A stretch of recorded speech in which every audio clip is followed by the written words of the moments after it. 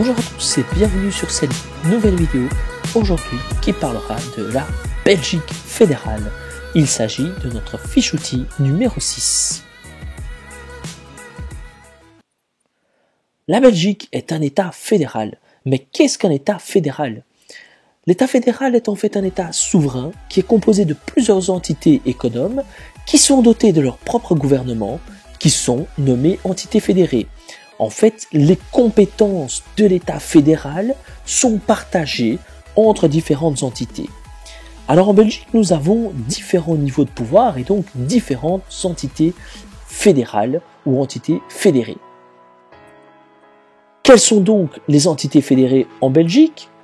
Tout d'abord, nous avons l'État fédéral qui est représenté et dirigé par le roi, le Premier ministre et par les ministres. Et quelles sont alors les compétences de l'État fédéral?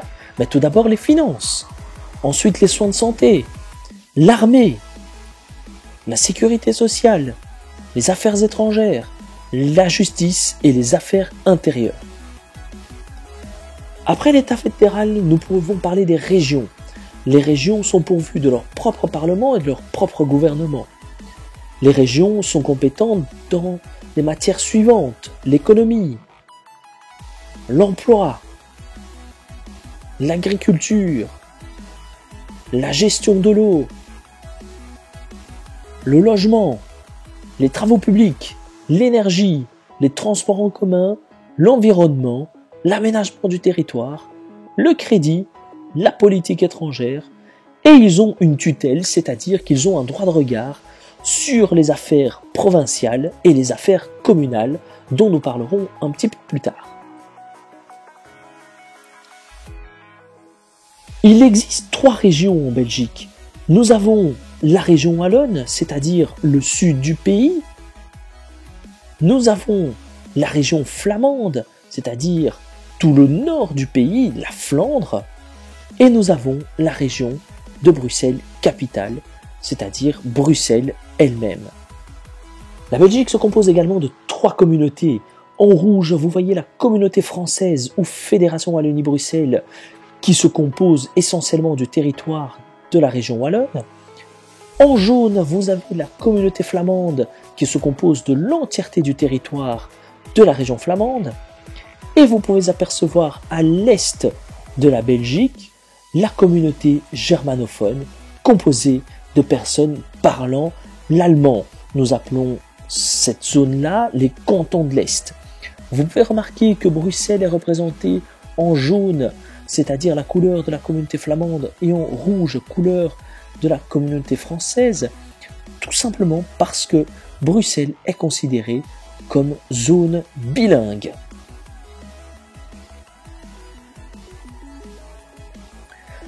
Nous avons également les provinces. Les provinces sont au nombre de 10, que vous voyez apparaître sur l'écran. Nous avons 5 provinces se trouvant en région flamande, et nous avons 5 provinces se trouvant en région wallonne. Alors chaque province dispose d'un chef-lieu, c'est-à-dire d'une capitale de province. Le chef-lieu, donc vous voyez la définition, c'est la ville administrativement responsable de la province et qui est le siège du gouvernement provincial. Les provinces sont compétentes dans l'aménagement du territoire et les travaux publics, dans le sport, dans la culture. Et nous terminons par les communes. Les communes, il y en a 589 depuis 1977, dont 19 en région de Bruxelles-Capitale.